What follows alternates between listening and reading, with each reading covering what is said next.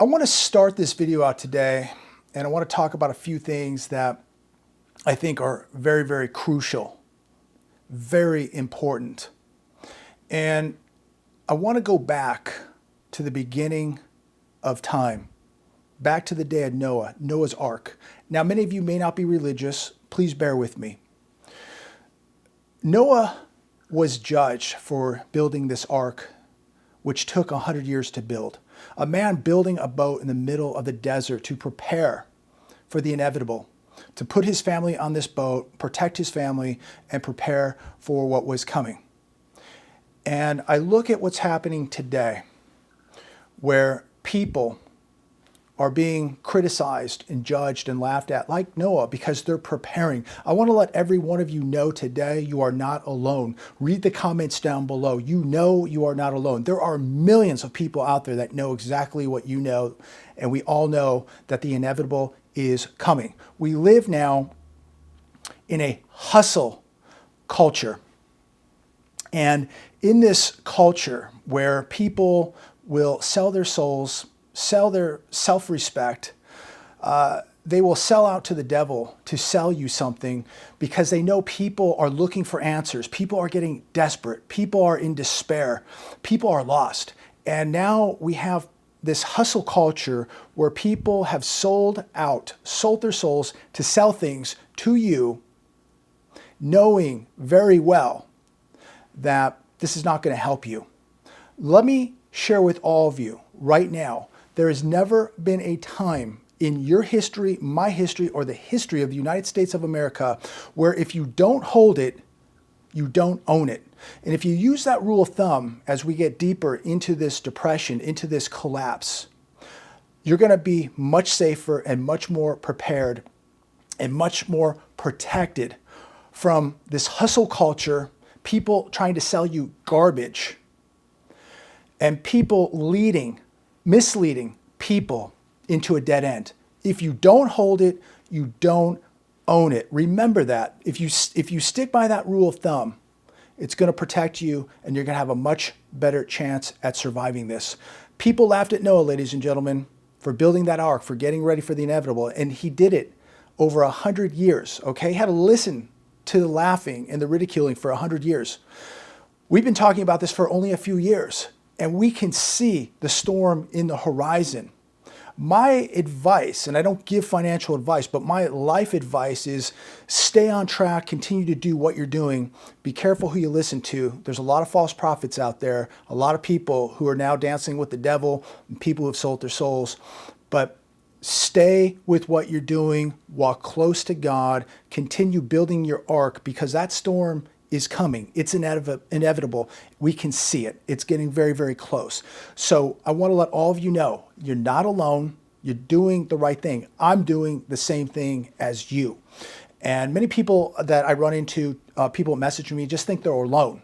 You're not alone. There are millions of people who have woken up, who continue to wake up, who are continuing to build their ark for the inevitable tsunami that is coming. So stay on the path, ladies and gentlemen. I believe that you're doing the right thing. It's what I'm doing. I don't know when the storm gets here. I don't know how bad it's going to be, but my gut feeling tells me it's going to be the worst we have ever seen. Many of you writing me already, sharing with me your experiences of how bad this economy is already hitting many of you, and nobody sees any light at the end of the tunnel. So stay on path, continue to prepare, and if there's one word or one thing of advice I can give you right now, get right with God and be walking close to God, because that's the number one asset above all assets. Walk close to God. Let's get started with this show right now. So I was out today at the grocery store, and just to report back with all of you from some of my observations, Oscar Mayer bacon was $12 a pound. I went over to the butcher today to get some meat. He told me that when they start receiving crab legs, king crab legs for the holiday season, that they're going to be running around $80 a pound. Oil today above $83. We can ignore reality, but we cannot ignore the consequences of reality, ladies and gentlemen. And there are still people out there who are putting their heads in the sand, hoping that this all goes away. And I want to say this, there have been a lot of people in the comments down below apologizing to me because of their past comments. People who we may consider trolls now saying that they're sorry because now they can see what's happening. And look, this isn't about being right, being wrong, or I told you so.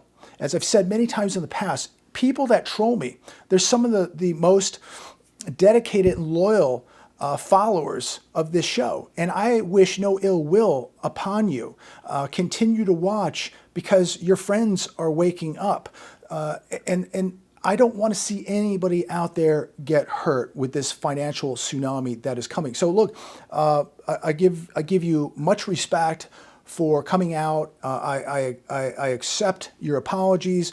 Again, it's not about who's right or who's wrong. It's about making sure that people don't get wiped out. The Hedge today, Atlanta Fed says U.S. economy suddenly on verge of contraction. Moments ago, this just came out about 2 hours ago. The Atlanta Fed slashed its estimate for real GDP growth in the third quarter of 2021 to just 0.5%, down from 1.2% on October 15th, down from 6% about 2 months ago, and down from 14% back in May. But yet the stock market was up today, ladies and gentlemen. I mean, can you even figure this out? You talk about being in the twilight zone here. I mean, think about this.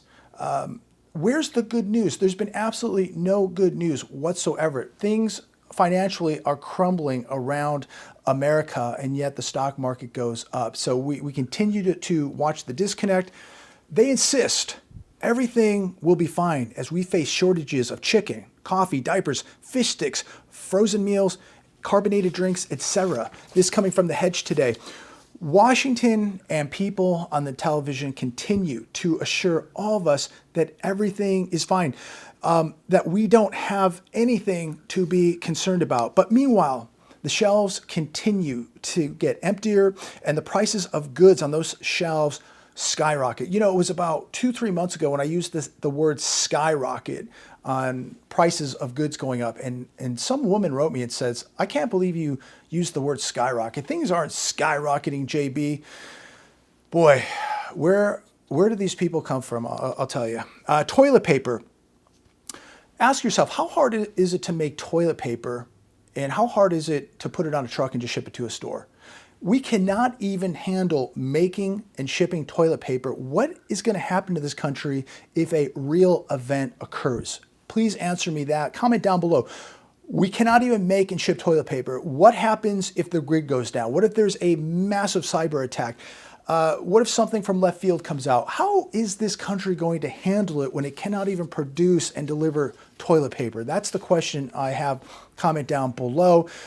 White House Secretary, this was very interesting, says empty shelves and rising prices are due to increasing demand. She said this, the unemployment is half of what it was a year ago. So a year ago, people were in their homes.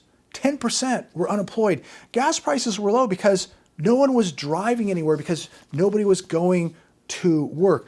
More people have jobs today. More people are buying goods. That's increasing demand. This is a good thing. These people are in la la land. Can you believe this? While at the same time, when people had all that time and they were getting all that free money, they weren't going out driving their cars. People had more money than they knew what to do with a year ago. And here we are now, and people have less money, and now there are less goods available. So again, be careful who you listen to. She said this, what people should know is the ports have not been functioning as they should be. Well, what a surprise. Thanks for letting us know. Inflation is going to come down next year because economists have said that. Wow. This is unbelievable. So I would like to ask her this, the press secretary, why are the ports not functioning as they should? Another article today, billionaire supermarket owner warns food prices will go up tremendously. Completely opposite of what she just said. John Matidis. We are going to see $100 oil, no doubt. CEOs in the food industry are raising prices. He says, I see food prices going up tremendously. They are dropping all promotions. When I went to get steak today, there hasn't been a steak sale where I get my meat. There's not been a sale on steaks in at least 90 days, minimal. I can't even remember the last time I was able to get steak on sale. They're not going to carry all products. They're only going to carry the main product. So if a store carries, say, 15 different types of cookies, the ones that aren't selling so well, they're only going to carry the ones that are really selling well. So they may only carry 5 different cookies instead of 15. Low-moving items will be dropped. He also goes on to say this will not reverse anytime soon. Again, we're being told that by 2022, everything's going to be fine. He says, I see prices going up another 10% in just the next 60 days. He says, if you raise the taxes on corporations, it will just be passed on to the consumer, of course. So as those cargo ships get bogged down, as those container prices continue to soar, as oil continues to soar to ship those products by boat, by railroad, by truck, guess who pays the increase in those oil prices, in those container prices? You do, I do. Cost increases will last until at least mid-2022, he says. Going back to his thoughts on oil, OPEC is making a killing. 13.5 million barrels of oil were being produced here every day a year ago. Now it's 11.5 million. Now we have to import 840,000 barrels of oil a day, and that's coming from Russia. So how's this energy dependency working out for all of you? My gas prices have about doubled. Here, CNBC today, gas prices are at a 7-year high and expected to keep rising. We're looking at $83+ a barrel oil today. Again, energy dependency is great, isn't it, America? There's no doubt here in California, we are going to be, and in some parts, we've already seen $5 a gallon gas, but I think we're going to see it here in my area in the not so distant future. Single family rents are surging and investors are flooding the market. Rents up 9.3% in August year over year. How is he? I want to ask this question again. How is the average American surviving when you are looking at food costs, you are looking at energy costs, the cost to put gas in your car? If you have a large truck or SUV, what is it running to fill up a tank of gas in your vehicle? $130, $140, $150 just to fill up your F-350, your F-250, your Escalade, your Suburban. I mean, how are people doing this? And you look at rent increases up 9.3% and climbing. Another article today, American farmers are having trouble finding replacement tractor tires. Here we are. We cannot produce toilet paper. We cannot put it on a truck and ship it. Now we can't even produce tractor tires. I don't even know where tractor tires come from. We probably don't even make them here. I'm sure they come from another country and they're sitting on one of the 90 cargo ships out in Long Beach today. But this again brings up the question I have for all of you. If we cannot even get tractors on tires, how vulnerable are we as a country? We can't make toilet paper. We can't get tractor tires for our farmers. And it's so desperate now in our farming communities that these farmers said that in this article that they will not even leave their tractors out in the fields overnight because they're worried about thieves coming and stealing the tires so they can put them on the black market. I mean, this is absurd what we're watching here in America. I mean, are we already a third world country? Comment down below. Are we a third world country right now in America? Some people would argue yes. I came across a very interesting article today, and it comes from CBS Los Angeles News. And They also showed a video of this, but things are so bad. The spillover from the shipping disaster that we have out here on the West Coast is so bad that they are parking these shipping containers in people's neighborhoods. The spillover from this shipping disaster is now pouring over into local neighborhoods in LA County, where they are taking these trucks, putting the container on the trucks, and they have nowhere to park these containers and trucks. They're parking them in people's neighborhoods. They're parking them in the street and leaving them there with the truck. It was absolutely incredible. They're interviewing residents of this neighborhood, and people are like, they park these things right in front of their driveways. They couldn't even get to work. And they said sometimes they come back in 20, 30 minutes. Sometimes they don't come back at all. Sometimes they empty the container in the middle of the street and put it on another truck. This is unbelievable, what we are witnessing here. And this should be a reminder to all of you why you better be preparing with food, water, security, hard assets, some cash, and whatever you can think of. Containers and trucks line up in the street, just left there, ladies and gentlemen, and people can't even pull out of the driveways. Again, we've never seen anything like this. We are so unprepared if serious events take place here in America. Now we can't even park our trucks in containers anywhere. We have to park them in people's neighborhoods so that they can't even go to work. This is ludicrous. And this should be really opening your mind, and this should be setting off an alarm in your brain that something is very, very wrong here and you need to be prepared. Wall Street Journal today, Zillow says it can't buy any more homes this year. Housing market is beginning to cool down, ladies and gentlemen. And I've said this in the past. I was talking to my good friend Alan in Florida last night, and I think he would agree with me that there are going to be a lot of people out there that really regret that they bought a home in the last year, maybe even last couple years. U.S. housing starts, building permits plunge in September. Permits plunged 7.7% month over month. We look at new housing starts, they tumbled 1.6% month over month. This is nothing, but it is a sign that things are beginning to cool down. But as I leave you today, and we close discussing this housing market, this housing bubble, which I believe is going to be a massive, massive crash. And a lot of people are definitely going to shed tears over it when it happens. Patience right now, ladies and gentlemen, is one of the best things you can have in your life, patience, because I truly believe the sales are coming.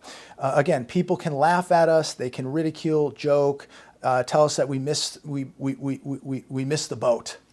But as Noah did back in the day, just stay steadfast, stay on path, keep doing what you're doing, and I think you're going to be fine.